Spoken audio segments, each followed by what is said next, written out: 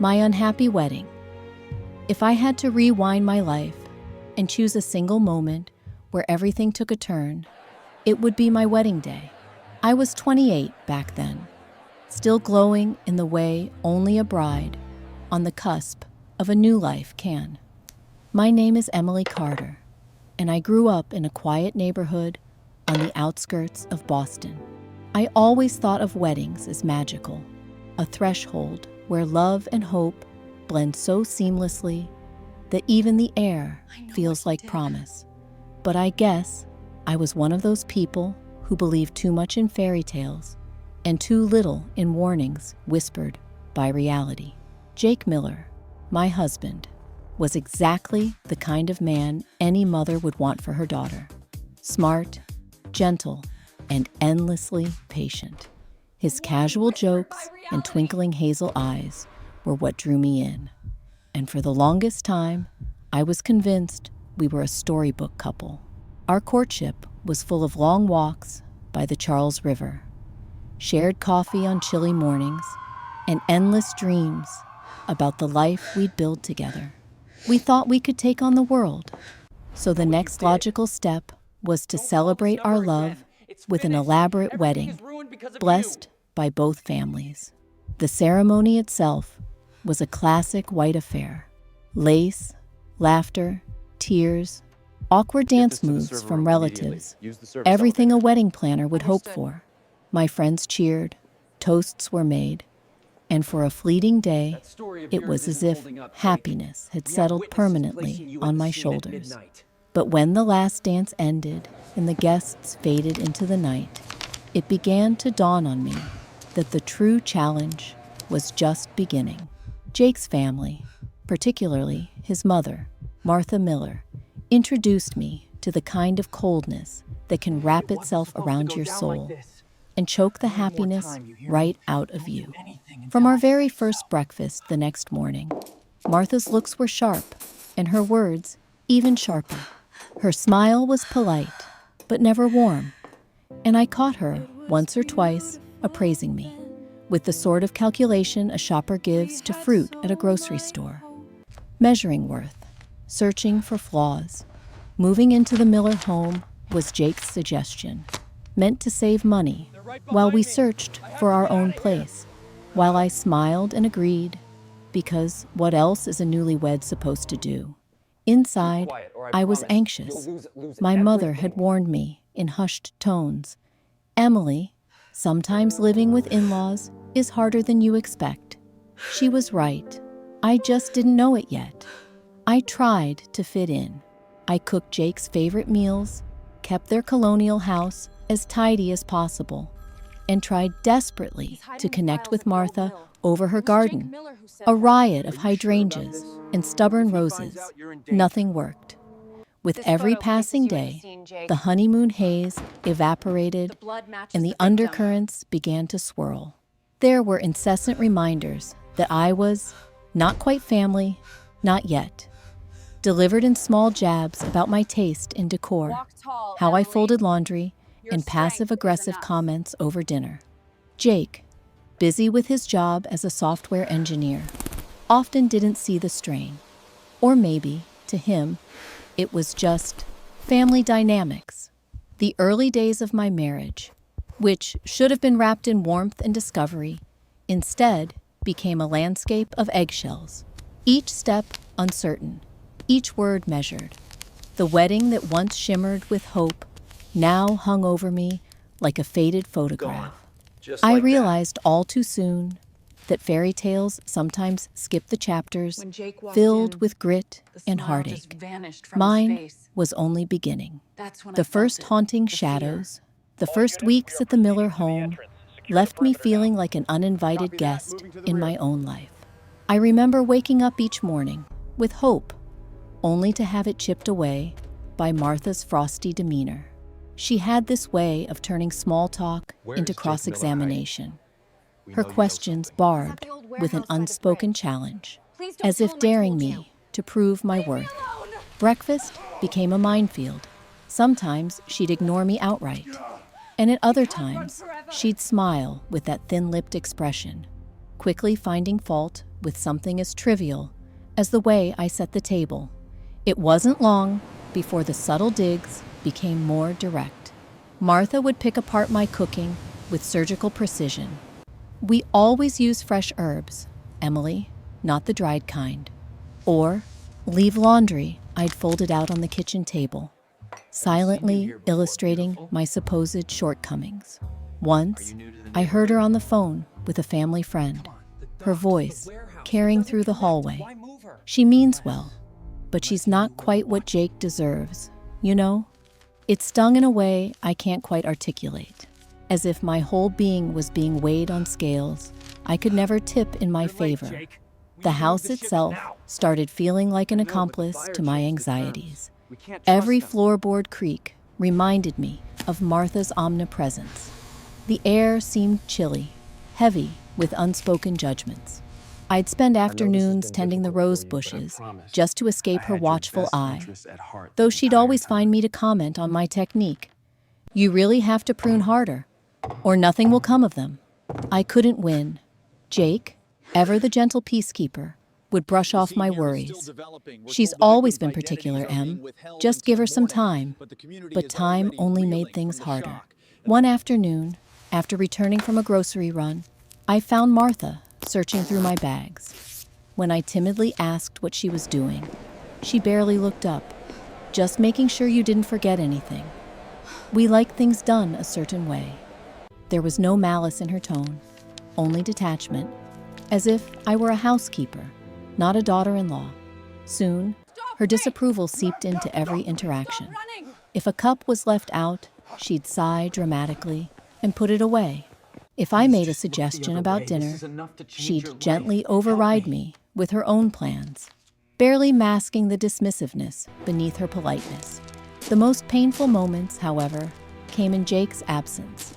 Little criticisms metastasizing into outright blame. Once, the power went out during a thunderstorm. Martha glanced my way and muttered, "Maybe you shouldn't have run the washer and dryer at the same time." I sat in silence, swallowing resentment. More than once, I hid in the bathroom, caught between tears and laughter at the absurdity of it all. I'd grown up believing in goodwill and second chances. Now I was clutching at straws, desperately seeking kindness in a place where suspicion grew like weeds. I started to doubt myself, my value, my skills, even my right to happiness. Was I really failing at this? Or was something deeper at play? Each evening, I'd lie in bed beside Jake, rehearsing conversations with Martha in my mind, hoping that the next day would bring a thaw. But every morning, her cold shadow greeted me at the breakfast table. A reminder, here, I'd always be the outsider, forced to defend my place in a home that never really became mine. The breaking point of injustice. As the weeks dragged by at the Bennett household, I felt the pressure inside me building like the charge before a thunderstorm. The subtle slights and cold-shouldered routines that had once seemed like minor annoyances began to accumulate and morph into something heavier. I was acutely aware of every sigh, every pursed lip, every moment where my inexperience or different upbringing was subtly paraded before me. Still, I told myself that if I held my ground, if I kept turning the other cheek, I could shape the energy in the house into something softer. I was wrong. One afternoon in early November, it all came crashing down. A moment so sharp in memory that even as I write this, years later, my stomach still twists at the recollection. The day started inauspiciously. I had woken early, determined to surprise Evelyn and the family with a homemade apple pie, Michael's favorite. As I rolled out dough in the kitchen, windows foggy from the oven's warmth, Evelyn walked in, already dressed for a meeting at her garden club. She barely glanced at me. "Morning," she said. Her tone as clipped as the hedge outside. I nodded, inwardly rehearsing how I'd ask her to teach me one of her mother's recipes, hoping it might thaw the frost between us. Would you like to join me for... But she cut me off with a wave of her hand. I'll be at the club most of the day. Just tidy up when you're done. Minutes later, she was gone, and the house settled into stillness. I took my time with the pie, carefully weaving the lattice crust like I'd seen in Evelyn's old family photos. I even found her favorite baking dish, an elegant blue and white ceramic one that usually lived high on a shelf. With the kitchen clean and the pie cooling, I allowed myself to feel a flicker of accomplishment. But not for long. Evelyn returned that afternoon, trailed by a flurry of garden club friends, chatter, and perfume. Their laughter echoed through the house as they moved into the sunroom.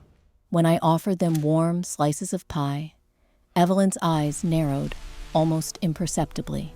"You used my baking dish?" she asked, voice pitched so that only I could catch the serrated edge below the surface. "It's just that, well, Gone. those are only for family occasions." Her friends exchanged awkward glances. I felt a flush crawl up my neck. The moment was small, trivial even, but it was as though the ground had shifted beneath me. By evening, the dish had been emptied and cleaned, but Evelyn left it out on the counter, pointedly washing it again in front of me, and muttering that not everyone understands the care needed for heirlooms. Michael tried to comfort me when he got home. "She's just possessive of her things, Abby," he reasoned, hugging me close. "Don't let it get to you." But as night pressed in, I replayed every move of the day in my mind, unsure where I'd gone wrong. The next day, things escalated. A delicate crystal vase, a family treasure inherited from Evelyn's mother, was discovered shattered in the hallway. I had not been near it. I had seen it intact that morning, glimmering in the muted sunlight on the antique table at the top of the stairs. Evelyn's face, when she found it, was a mask of grief and accusation. "How could you be so careless? That vase has been in this family for 3 generations. Don't look at me I like told you that. to be careful I didn't with the do it, upstairs and you cleaning." can't prove otherwise. I tried to protest.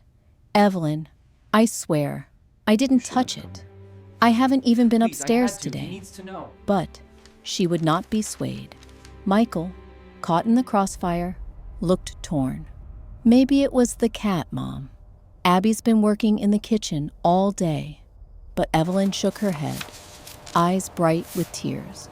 Crocodile tears, I realized, as she dissected my supposed carelessness in front of Michael, her husband John, and even her sister, who was visiting from out of state. "It's not about the vase," she said in a voice that trembled with accusation. "It's about respect, Abigail. This is my home, my rules." That dinner was the longest, most painful of my life. Every word out of my mouth died as soon as it was spoken.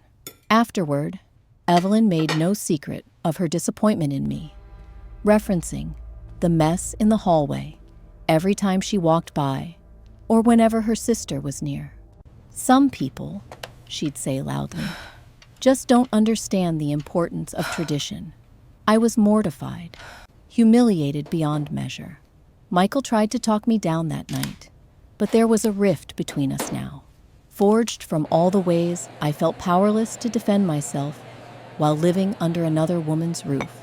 I vacillated between anger, despair, and a cold kind of determination that began to bubble up inside me. No matter how hard I tried, I was always the outsider, the scapegoat for anything amiss. But nothing compared to what happened a week later. Evelyn hosted a family dinner, an elaborate affair attended by relatives near and far. I wore my best dress, put a smile on my face, and tried my hardest to be perfect. But that evening, in front of everyone, Evelyn recounted the vase incident, spinning it into a morality tale about responsibility and the proper way to care for family treasures. She didn't mention my name outright, but her meaning was clear. Eyes slid in my direction, some sympathetic, others sharp with judgment. Later in the evening, after the guests had gone, Evelyn found me in the kitchen, her voice as cold as the tile under my feet. "You will never belong here if you can't learn what it means to be a Bennett, Abigail." Then she left me alone with the leftovers, the hum of the refrigerator, the only sound. For the first time, the injustice tipped from daily insult into open cruelty. I cried hard that night, harder than I had since I was a child, realizing that everything I'd tried had been pointless. No amount of patience, helpfulness, or humility could erase the target painted on my back. I was to blame for every mishap, real or imagined. The next day, Michael found me packing a small bag. "Abby, please stay. She'll get over it," he pleaded. But I had crossed a Rubicon. I knew I deserved better than to be treated like a problem to be managed. I stayed for Michael, but the sense of justice in me awakened, sharp and unwilling to fade. I began to watch Evelyn with new eyes, determined to protect the small flame of dignity inside me. Something deep inside shifted. I would not let her break me, no matter how hard she tried. That was when the seeds of resistance were sown, and when, looking back, the next chapter of my story truly began. A secret uncovered. The house felt heavier after the vase incident, as if the walls themselves had taken sides. Each step I took down the long, hardwood hallways felt like a quiet dare. How much longer could I endure? And what was the true cost of staying silent? Even as I moved through my days, tidying rooms, making coffee, bracing myself for the next barbed exchange, I sensed something shifting in the air. There were shadows in the Miller household that went far deeper than simple resentment. One gray November morning, when Jake had already rushed off to work and Martha's footsteps faded upstairs, I set about my daily chores in an almost robotic haze. The living room was quiet, beams of pale sunlight slipping through the blinds, catching dust in the air. I left my phone charging in the kitchen, unheard of for me, but I was determined to go off the grid for just a moment and catch my breath.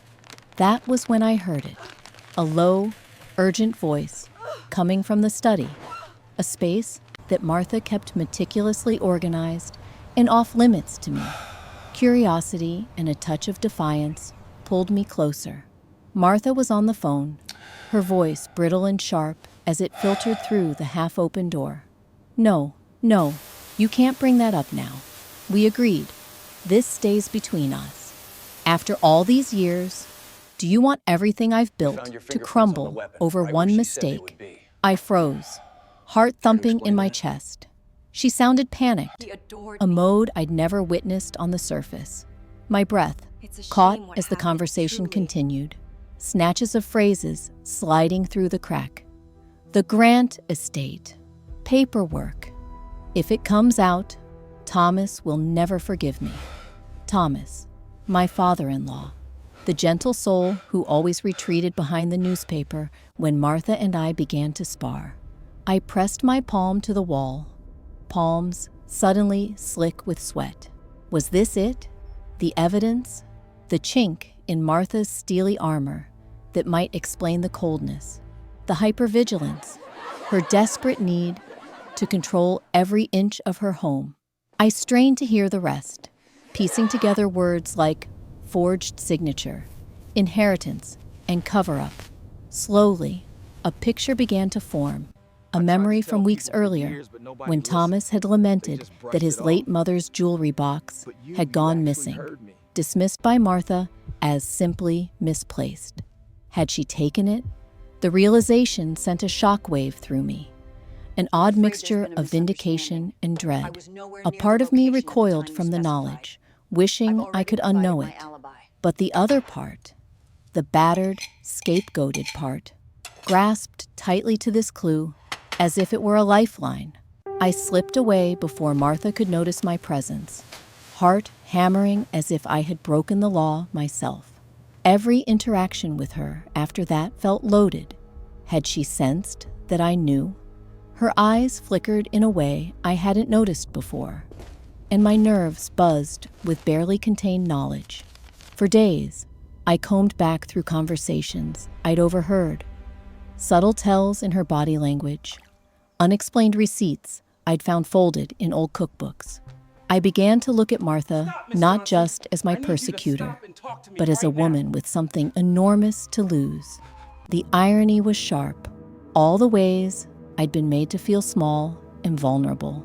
All the times she'd painted me as a threat to her family's reputation, paled in comparison to the secret she clung to so desperately. At first, I wrestled with what to do. If I shared this revelation, I risked both shame and confrontation, unlike anything I'd experienced before.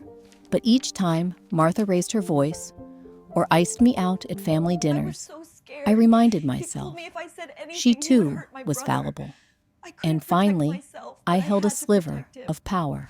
One evening, after a particularly tense exchange over dinner, Martha berating me for a grocery receipt, the implication clear that I was careless and untrustworthy, I found myself unable to suppress the secret any longer.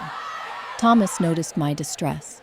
When Martha retired early, complaining of a headache, I lingered over the dishes and waited for Thomas to shuffle in, as he often did, to thank me or ask about my day. "Thomas," I said, voice low and careful, "can I speak with you about something?" Odd, I overheard. His eyebrows rose, a soft concern in his gaze. "Of course, Emily. Never be afraid to tell me anything." I laid out what I had gathered, cautious not to cast accusations, but clear in what I suspected. As I spoke, the color drained from his face, replaced by a look more pained than angry. When I finished, he was silent for a long time, staring at the dish towel twisting between his hands. "I always suspected there was more," he admitted finally, "but I could never prove it. Thank you for telling me, Emily. I think it's time I faced some truths of my own." For the first time in weeks, I felt less alone. In the days that followed, Thomas and I became unlikely allies, speaking in hushed tones about next steps, gathering supporting details, and working quietly to approach the matter as delicately as possible. The burden of the secret was heavy, yes, but it was also strangely liberating. I no longer saw myself as a helpless victim. Instead, I was part of something bigger, a test of justice, truth, and the difficult work of rising above the pettiness of everyday cruelty. It would not be easy, but as the snow settled softly on the Miller rooftop and the old house creaked beneath the weight of unspoken things, I realized that sometimes the only way to break a pattern of injustice is to shine a light on the darkest, most carefully hidden places. And, for the first time, the future, while still uncertain, didn't seem quite so impossible to claim as my own. Plotting my cold revenge. If someone had told me, back on my wedding day, that I would one day find myself immersed in an intricate plot of justice within my own home, I would have laughed in disbelief, maybe even horror. But there I was, betrayed, humiliated, and surprisingly resolute after months of psychological warfare at the hands of my mother-in-law, Martha. The secret I uncovered about her threatened to unravel everything she had worked so hard to control. The question became, what would I do with this knowledge? Was I brave enough to play the game on her terms? The idea of revenge at first unsettled me. I'd always been the good girl, the peacemaker, a far cry from someone orchestrating a cold, calculated move to expose the matriarch's darkest secret. But the sense of injustice was scarred into me too deeply now. All those sleepless nights spent replaying her smug words, the little humiliations, and the constant grinding accusations. They fueled the resolve that began to smolder in my chest. I needed an ally, and so, after a long evening spent weighing the risks, I chose to confide in my father-in-law, Thomas Miller. He was 60, gentle and stoic, a man more comfortable with his books than with confrontation. He'd always defended me in small, quiet ways. A soft word here, an understanding look there. But it was time for something more decisive.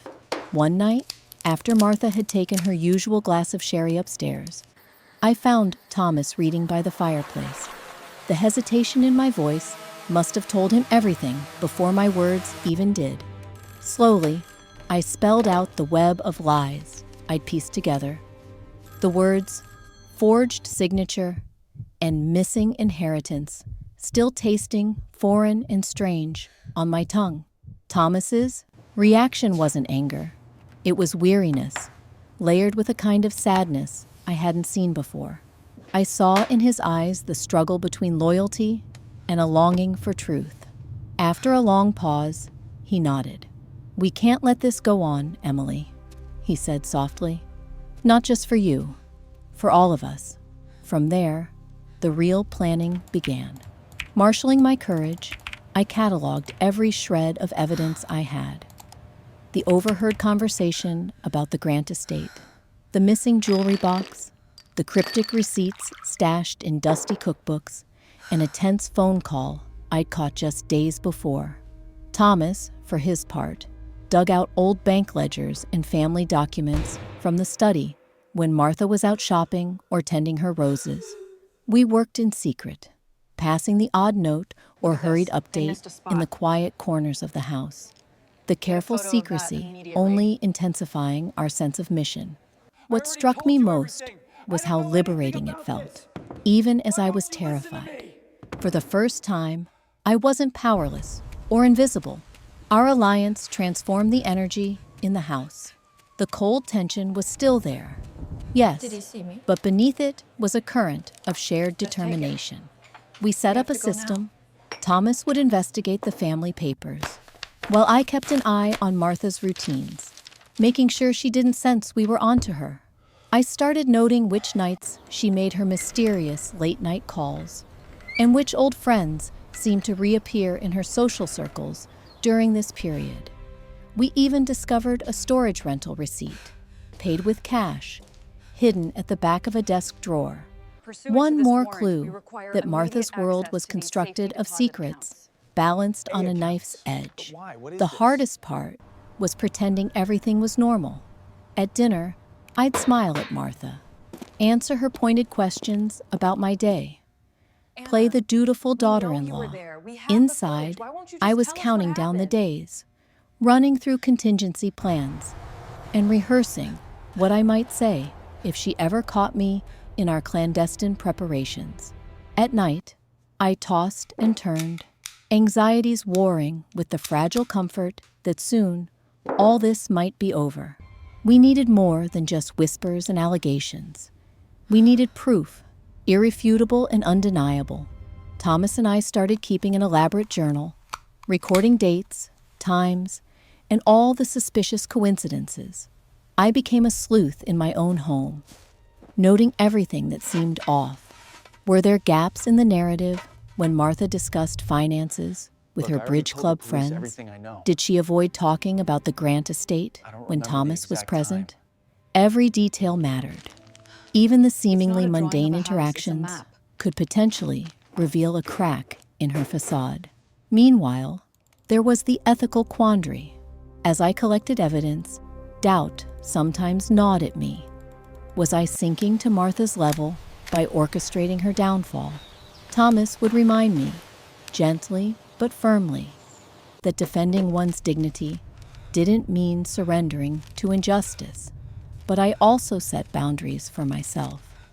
We would only reveal the truth, not embellish it. Exposing her had to be about justice, not personal destruction. We decided the confrontation needed witnesses. If this reached only the walls of our house, Martha would simply twist the narrative. Her word against mine. But if her own family and friends, those who had always looked up to her, were present, she couldn't gaslight or rewrite the story. The plan was set with painstaking attention to detail. A family gathering under the pretense of celebrating Thomas's birthday. We drafted invitations, each one handwritten on Martha's best stationery, to her beloved sisters, her neighbors, and those old friends who made up her inner circle.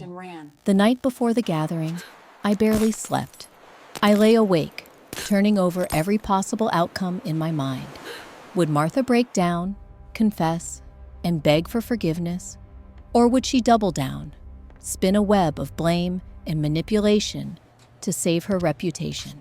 The possibility of her rage and the collateral damage it could cause haunted me. I imagined her accusing Thomas of betrayal or trying to cast me out in front of everyone, but I couldn't let fear dictate my life anymore. This was about healing the wounds she'd inflicted, not just on me, but on the moral fabric of our family. On the day itself, I moved through the preparations in a sort of trance. The house was spotless. The table was set with Martha's heirloom china, silver polished to perfection. From the outside, everything looked as it always did, a perfect little world. But inside, my heart pounded like a trapped bird. I watched Martha laugh and chat with her guests, her mask so convincing that for a moment, I almost doubted everything I'd discovered. The gathering began innocently enough. There was laughter, clinking glasses, and the kind of polite conversation that fills every Miller family function. I could see Thomas glancing my way now and then, his posture unusually stiff, as if he were bracing for a storm none of the other guests could see on the horizon. And then, the moment arrived, the one we'd rehearsed in low voices, behind locked doors late at night. After dessert, Thomas stood and cleared his throat. The room quieted, expectancy hanging in the air. He began, calmly and methodically, to recount the story of his mother's estate. The grand inheritance that had been passed down, the missing jewelry box, the signatures that never quite matched. You could hear a pin drop. Martha's smile froze, her fingers clenching around the stem of her wine glass. I stepped forward and laid out my part, the receipts, the overheard conversations, the evidence we'd assembled together. Martha tried, at first, to laugh it off. Then, as the scrutiny sharpened around her, she shifted into anger. She called us liars, insisted it was all a misunderstood coincidence, but the guests saw the receipts, the timelines. They remembered things Martha had said over the years that now sounded much more sinister in context. One cousin, visibly shaken, recalled a time she'd seen the jewelry box in Martha's trunk when she was supposed to be returning it to Thomas. The silence in the room was deafening as the truth settled in. The aftermath felt both surreal and vindicating. Martha left the table abruptly, her carefully crafted image in tatters, her friends and sisters gathering in conflicted clusters, whispering at the edges of the living room. Thomas and I stayed near the fireplace, surrounded by a few supportive relatives who, months earlier, might have dismissed my complaints as exaggeration. Now, with the evidence before them, there was no denying it. For once, I was seen. My story no longer buried under excuses or gaslighting. In the days that followed, the Miller house grew quieter. Martha withdrew, spending long hours behind her locked bedroom door.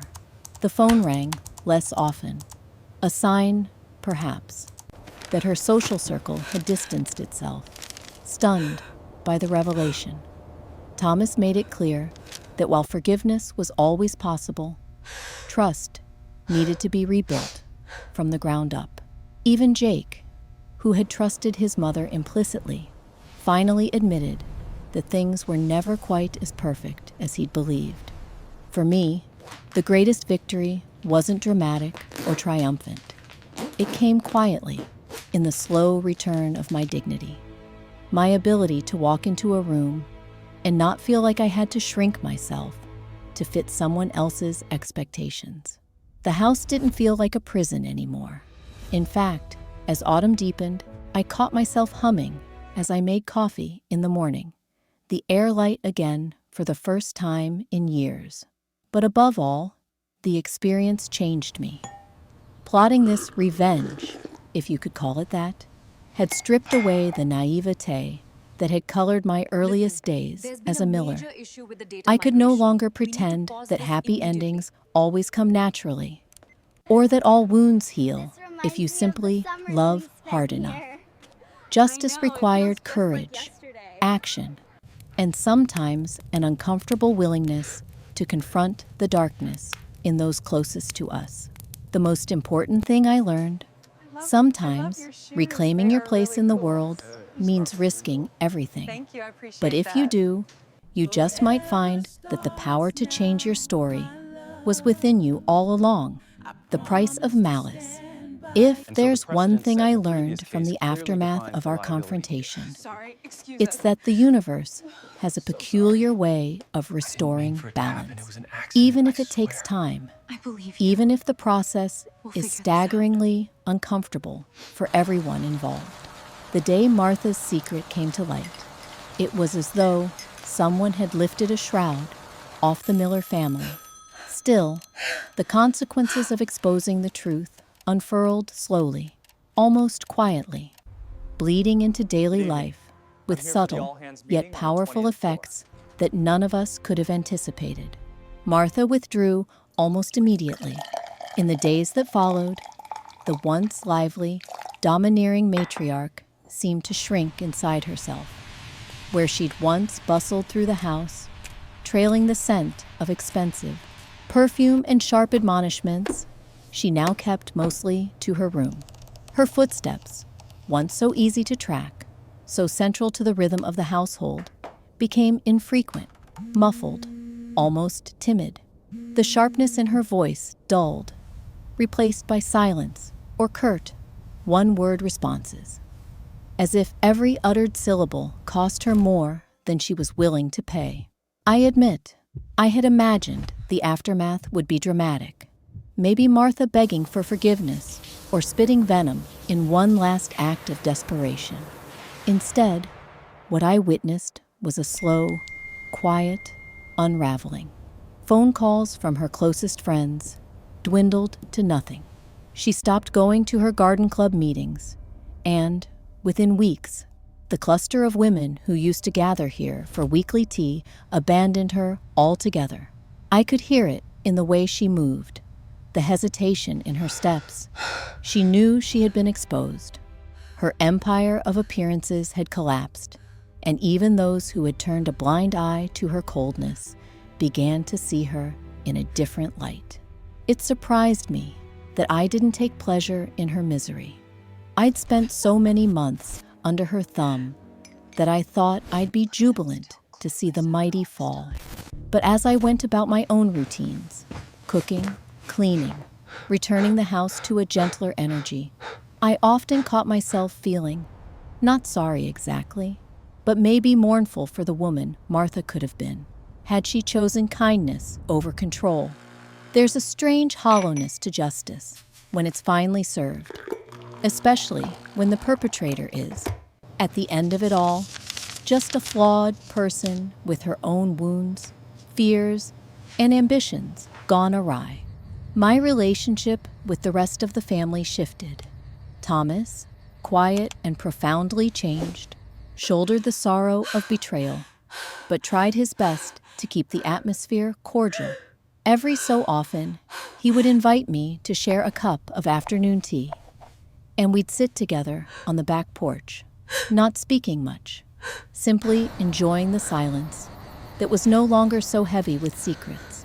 Occasionally, he'd attempt to coax Martha downstairs, encouraging her to join, but she always refused. Jake, my husband, walked a fragile line between loyalty and heartbreak. His image of his mother was shattered, but I saw him wrestle with the old affection, his confusion and pain surfacing in the smallest of ways. Sometimes he reached for my hand at night, holding on just a little tighter, as if drawing strength from our hard-won peace. Outside the household, the scandal rippled. I heard whispers at the grocery store, noticed certain neighbors turn away from Martha or cross the street to avoid an encounter. The women from the club never called on her again. The Miller name, once spoken with admiration, now elicited raised eyebrows and muttered speculation. And yet, I sensed something else growing in those social gaps left by Martha's disgrace. A hesitance, yes, but also a kind of relief. It was as if the neighborhood, freed from her watchful gaze, could finally breathe again. Martha's downfall affected everyone differently. For me, each morning brought a mixture of relief and guilt, a paradox I hadn't prepared myself to confront. I'd been both the catalyst and the witness to her humiliation. I could never pretend I hadn't wanted this outcome, not after all those months of suffering, but it complicated my sense of closure to see how thoroughly her life had been dismantled. I didn't go out of my way to comfort her. I owed myself that boundary. But I also never mocked her, never gloated.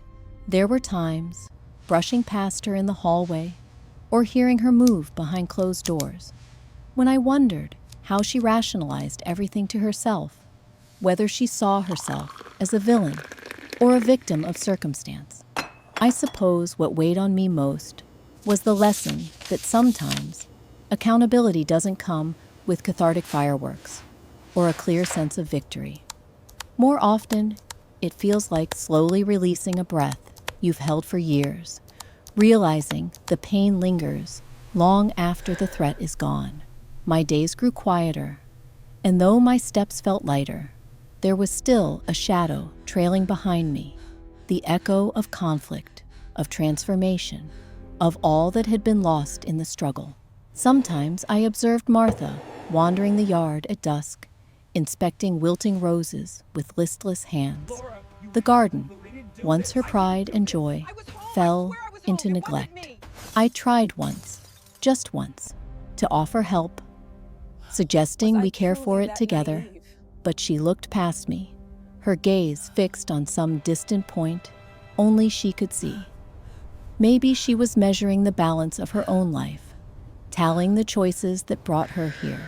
Thomas never spoke ill of his wife, but I could see the toll it took on him. Late at night, when the house was especially silent, I'd find him pacing the living room, staring at old family photographs. The betrayal had hurt him deeply, not just because of what Martha had done, but because it had destroyed the illusion that their family's foundation was unshakable. Yet Thomas forgave quietly, in small gestures, leaving a cup of tea at Martha's door, covering her with a shawl she'd left in the sitting room, continuing to hope for a gentler ending than the one she'd written for herself. For Jake, the process was different. At first, he kept his feelings hidden, pouring extra energy into his work or vanishing into his office for hours. One evening, he finally let the weight of it all catch up with him. We sat at the kitchen table long after dinner, our plates untouched, and he cried, deep, wrenching sobs that seemed to empty the last of his childhood faith. I held him and mourned with him, recognizing in his grief the ripples of all that had changed between us, and also the growth that comes from seeing your parents clearly, flaws and all. As for me, I rebuilt. I had lost so much. My innocence, my optimism, even some of my trust in those I love. But I gained resilience, a voice that would not be silenced, and the quiet conviction that justice, however difficult or messy, was worth fighting for. I decorated my corner of the house with small reminders of my journey, books I loved, art that made me smile, a tiny potted cactus that refused to wilt no matter what. Every day, I reclaimed space, not just physically in the home, but within my own self-worth. There were new rhythms. Laughter returned, softly at first, then louder. Jake and I took up evening walks, sometimes hand in hand, sometimes just enjoying the freedom to speak openly, without fear. The weight in my chest, once ever present, began to dissolve. Our marriage, tested and tempered by trial, found new roots, not in denial of pain, but in acknowledgement of it, and in our shared commitment to never let secrets rule our lives again. Even in this healing, the price of Martha's malice lingered. Family gatherings felt strange, as if we all danced around the memory of what had unfolded. Some relatives, embarrassed by the scandal, pulled away. Others drew closer, offering understanding, or, sometimes, belated apologies for not believing me sooner. I learned to accept what was offered and let go of what wasn't. Healing, I discovered, isn't a straight path. It winds, it stumbles. You build bridges when you can, and learn to stand alone when you must. One particular afternoon stands out in my mind. The sun was low, painting the kitchen in golden light, and I caught Martha standing by the window, her back to me. She spoke, softly, almost to herself. Everything I tried to build, undone by truth. There was no apology, not really. But in those simple words, I sensed a glimmer of acknowledgement. She wasn't looking for forgiveness, maybe, just voicing the weight of her own choices. I didn't reply. Sometimes, what's broken can't be spoken away. It has to live in the silence between people. Life outside the Miller home flourished. I began to see old friends again, relishing coffee dates and spontaneous weekends that didn't require anyone's permission. My career, long neglected in the shadow of domestic warfare, reignited. I poured myself into creative projects, pursued work I'd once abandoned, and started volunteering at a local women's shelter, driven by the conviction that no one deserves to be diminished or dismissed in their own home.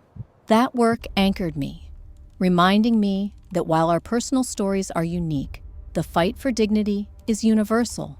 I also found solace in small rituals, reading on the porch, tending the garden in Martha's absence, letting my hands sink into the dirt as if I could plant hope, not just seeds.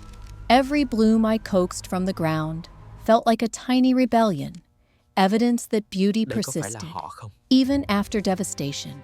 Sometimes I wondered if Martha watched me from her window, silently resenting or quietly admiring my efforts. Through all of this, forgiveness lingered over the household, like a hesitant guest. I realized that forgiving Martha was less about excusing her behavior and more about releasing myself from the need for vengeance. The world had already exacted its own price, isolating her more effectively than I ever could.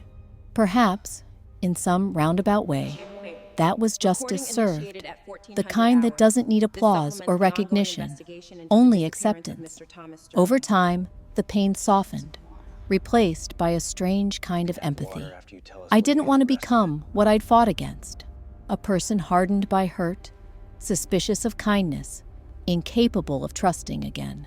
Instead, I made it my mission to nurture what was good, in myself, in Jake, even in the remnants of Martha's dignity.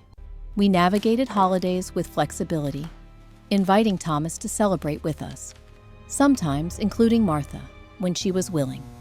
Some years, she avoided us entirely. Other times, she would sit quietly at the edge of things, a spectral presence, never apologizing, but no longer sabotaging either. Neighbors and friends, their curiosity sated and gossip satisfied, gradually resumed their normal routines. The stairs faded. The Miller house, scarred but still standing, reclaimed a measure of peace that hadn't existed before. It wasn't perfect. Nothing ever is. But it was ours. I clung to that fact on difficult days, a quiet mantra in the back of my mind. I survived. I changed. I chose my own happiness. Looking back, I sometimes wonder what Martha saw in those endless hours alone, what she told herself at night, what regrets she may have whispered into her pillow. Perhaps she found her answers. Perhaps she never did. As for me, I let go of hate, not for her sake, but for mine. Every step forward became a testament to resilience. Every smile with Jake, every quiet cup of tea with Thomas, every burst of laughter among friends became proof that cruelty may shape a season, but it doesn't get to shape a lifetime. And so, the price of Martha's malice became this: a life rearranged, innocence lost, but hope stubbornly returning. Justice, I realized, isn't clean or simple. It's messy, complicated, and often leaves as many scars as it heals. But I would choose it again, to tell the truth, to claim my dignity, to endure the cost, because the alternative is resignation, and I am no longer someone who asks for permission to exist. I have my scars, yes, but I also have freedom. And if I've learned anything from the vast, complex aftermath, it's this: when someone else's malice threatens to define your world, your answer is not to become smaller, but braver. If you're willing to endure the price, you just might discover a life on the other side that's more authentic, more open, and more yours than you ever thought possible. I still keep living. Looking back on everything that unfolded, I sometimes marvel that I'm still here, stronger somehow. After the tornado that swept through my life, there's a strange sensation in surviving hardship. Once the adrenaline of battle fades, you're left with the quiet task of rebuilding. That's what my days became in the aftermath of Martha's downfall. A steady, sometimes painfully slow process of learning how to live again. There were mornings when I lay in bed, sunlight streaking across the ceiling, and for a split second, I'd forget. I'd forget the betrayals, the exhausting dance of placating someone's bitterness, the sleepless nights haunted by doubts. But reality always nudged me into awareness. My world had changed, and so had I. Things that once seemed intolerable, awkward glances at family dinners, the occasional cold shoulder from a neighbor, now barely registered. I had survived the worst of it, after all. There was nothing left to fear from whispers or exclusion. One of my earliest acts of independence was to reclaim forgotten rituals.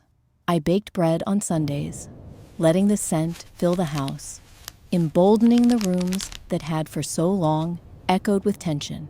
At first, I did it just for myself, but Jake always gravitated toward the kitchen, lured by the warmth and the memory of gentler times. There were words between us that hadn't been spoken, hurts and regrets that would never fully vanish. But as we broke the fresh loaf together, the simple act became a small ceremony of forgiveness. The house itself was transformed, slowly but irreversibly. Gone was the invisible cord that had tied everyone's movements to Martha's unpredictable mood. I hung new curtains, filled vases with wildflowers picked from walks around the block, and rearranged furniture to suit my taste. I even started a little garden of my own, nestled between Martha's neglected roses. At first, it was just a few pots of basil, thyme, and cherry tomatoes. Tending to those small shoots was my daily meditation, proof that nurturing, patience, and hope could yield sweetness in time. It wasn't simple, though. Healing is not a straight path, and growth is often laced with setbacks. Some afternoons, I'd catch a reflection of myself in a dark window, still wary, still bracing for some sudden disapproval or accusation. But those moments grew Nếu fewer. dịch đúng, thì Instead, mọi chuyện sẽ thay most đổi. days were busier with new intentions. I started reaching out to old friends, apologizing for lost time, and inviting them over for coffee or walks. The laughter that filled our living room felt almost revolutionary at first, as if each giggle was rewriting the soundscape of our home. Meanwhile, Martha's absence was never quite absolute. I'd see her sometimes through the window, moving like a shadow along the garden fence, her gaze fixed, an expression unreadable. We rarely spoke now. When we did, our words were hesitant, clipped at the edges by everything unspoken. I sensed a kind of resignation in her, perhaps even a flicker of remorse, though pride kept her from ever admitting it outright. But I didn't need her apology anymore. Somehow, in setting boundaries and standing up for myself, I'd found a peace that no amount of validation from her could match. Jake changed too. Our marriage, worn and tested as it was, didn't shatter. In many ways, it found new roots. There were nights filled with long talks, raw and searching, about loyalty, family, and the kinds of love that hurt and heal in equal measure. We learned to give each other space, to check in, and to laugh at absurdities once more. It was honest, messy at times, but real in a way it had never been before. We started making lists of dreams together again, places to visit, projects to pursue, things to try just because. Slowly, hope drifted back into our plans. Outside our home, the world seemed larger and more open than I remembered. For too long, I'd let my identity orbit around Martha's approval, or the role I was expected to play as a daughter-in-law.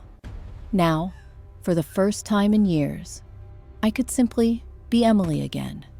Messy, creative, awkward, brave. I picked up painting, a hobby forgotten since college, losing myself in bursts of color that splashed across canvas and tablecloth alike. Some afternoons, I wrote in my journal for hours, rediscovering the sound of my own thoughts. My job, too, became a source of satisfaction. I threw myself into work with renewed passion, no longer distracted by drama at home. My colleagues noticed, and soon, opportunities started appearing.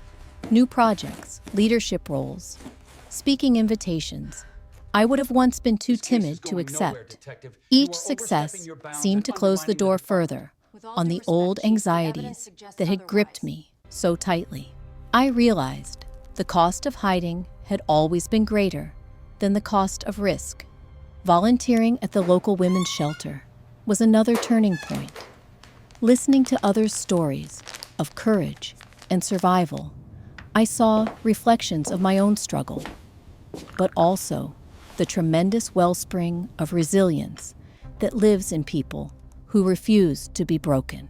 I poured my energy into advocacy, using my voice to encourage women in situations like mine to speak out, to demand better, and to build futures apart from toxic legacies. There was a time when I wouldn't have believed I had anything to offer. Now, meaning grew in every moment of service. Sometimes, the weight of what had passed would return unexpectedly. A scent on the breeze, the echo of strained laughter at a family event, or a restless night spent wrestling old memories. In those hours, I reminded myself of just how far I'd come. I no longer avoided the mirror, afraid of what I might see reflected back. Instead, I found gratitude for surviving, and even more so, for the strength to keep building a life of my choosing. There were family gatherings, strange at first, marked by absence and shifting alliances. Some relatives stayed away, unsettled by the scandal. Others grew closer, drawn by empathy and the quiet understanding that comes from shared hardship. Occasionally, Martha would attend, sitting stiffly at the edge of conversations, her once commanding presence diminished. I greeted her politely, but didn't go out of my way to bridge the gap she'd created. With time, the drama faded, replaced by the casual chaos of new memories, birthdays, anniversaries, and easy Sunday dinners that no longer felt like a test of endurance. I also granted myself permission to rest, not just physically, but emotionally. I spent slower weekends in pajamas, with books littering my nightstand and the radio humming in the background. Sometimes I danced around the kitchen, phone in hand, singing along to old pop hits while dinner simmered on the stove. These small acts of freedom, the kind that once felt audacious, became my anchors. They reminded me that life didn't need to be grand or perfect to be meaningful. It only needed to be lived wholly and honestly.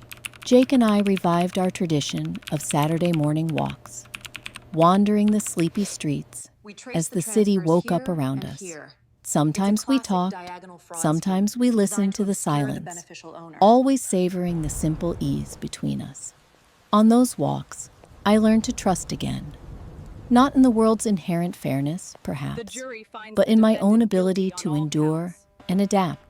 Trust, I discovered, wasn't something people bestowed on you. It was something you grew in yourself, one brave step at a time.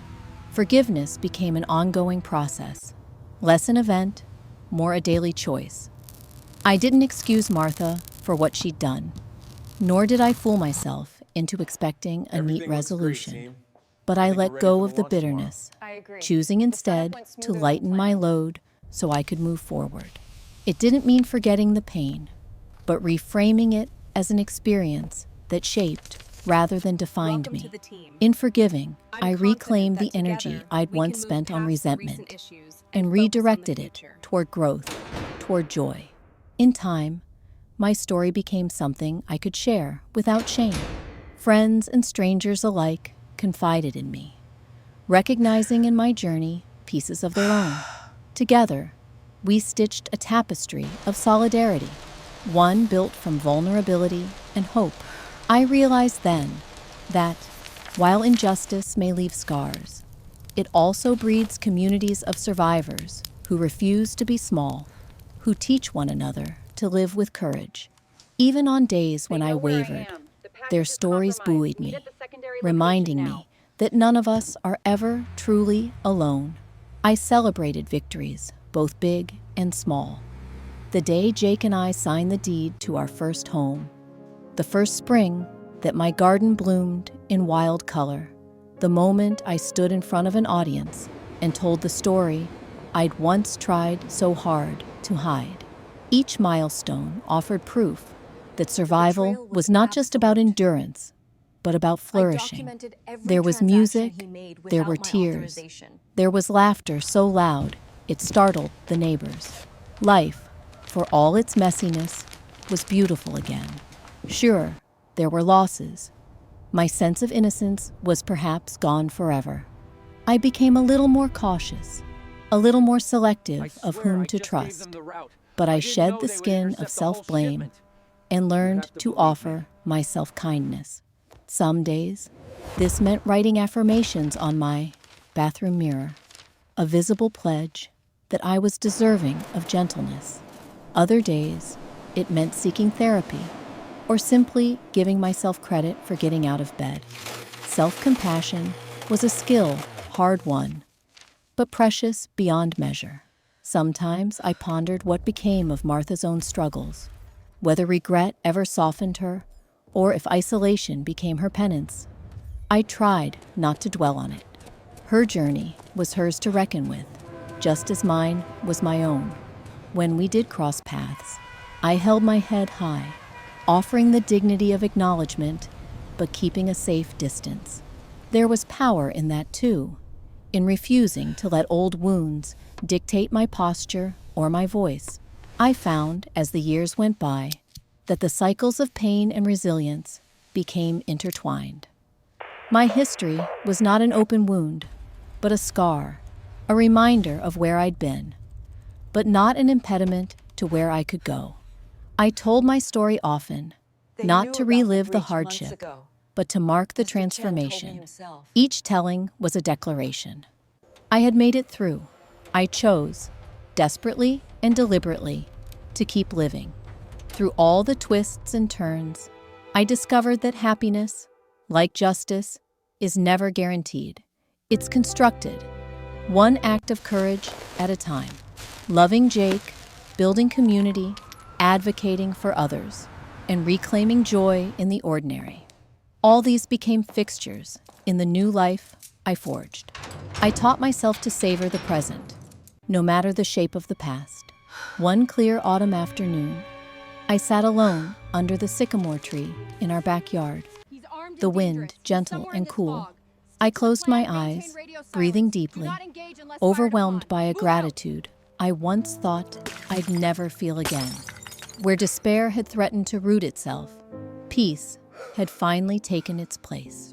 I had learned to live with the contradictions, the lasting ache of old wounds, and the bright promise of renewal, without apology or regret. If I could speak to anyone wrestling with injustice now, I would say this: life may batter you, may test you beyond what seems bearable, but it cannot claim your spirit if you refuse to let it. Victories aren't always loud. Sometimes they're as simple as a good morning, a blank page, a daisy blooming by the fence line. So yes, I am still living. I move forward, a little weathered but unbroken. The story that once felt like punishment has become the blueprint for a lifetime of resilience. The world hasn't grown kinder, but I have grown strong. Each sunrise finds me ready to begin again, a little braver, a little wiser, and very much alive. To survive is good. To keep living on your own terms is the greatest answer to any cruelty the world may offer. My story isn't remarkable only because I made it through, but because I finally learned how to let joy back in, defiantly, honestly, and without reservation. That, I think, is the greatest victory of all.